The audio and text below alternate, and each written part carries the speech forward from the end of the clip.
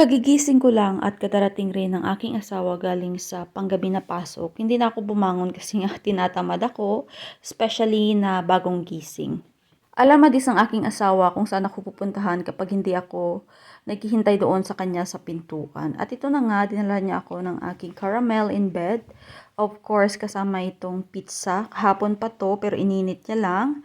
Tapos, meron din akong kusunak. Yung kusunak dito is yung traditional na bread ng roe.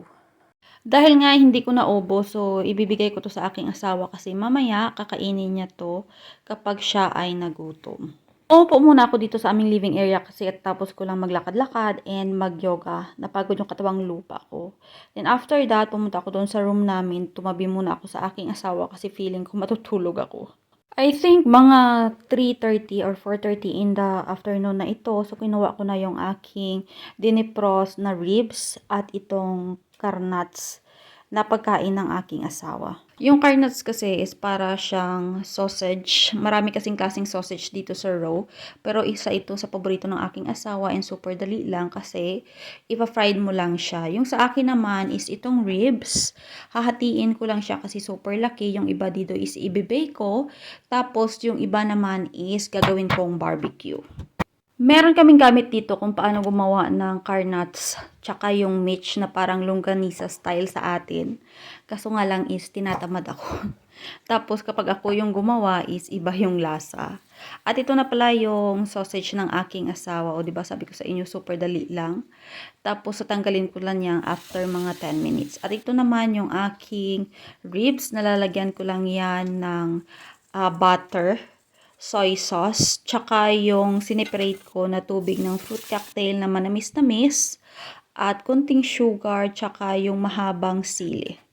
Tapos, ang partner sis ng akon nga ribs is kalokalo. Ang kalokalo ko, gimbutahan ko siya, of course, sang sibuyas, kag sang ahos, kay do kanamit, kid magkaon sang kalokalo subong nga gabi. Kung nagabakasyon diri ang akon nga ugangan, gusto-gusto ko gid kay ari di siya sa amon nga kusina, permi na di siya ang reyna. Ako hindi ako nagluluto.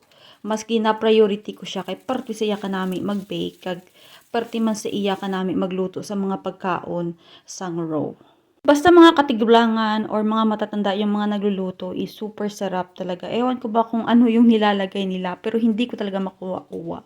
At ito na nga, piniprepare ko na yung magiging salad namin ng aking asawa. Lalagyan ko lang yan ng langgaw. Yung langgaw pala na gamit ko dyan is from apple or tinatawag dito na mieri. Mas gusto ko yung langgaw na ganito kaysa sa isang klase na para siyang vin. Ewan ko kung ano yung ginamit doon pero itong langgaw na galing sa apple is masarap talaga siya. Ready na ang aming foodie for dinner at takam na talaga ako. So, kakain muna kami. Yun nga lang, pag nandito yung aking ugangan is limited na lang yung magiging video ko kasi nga very private siya at ayaw-ayaw niyang nakuha sa video.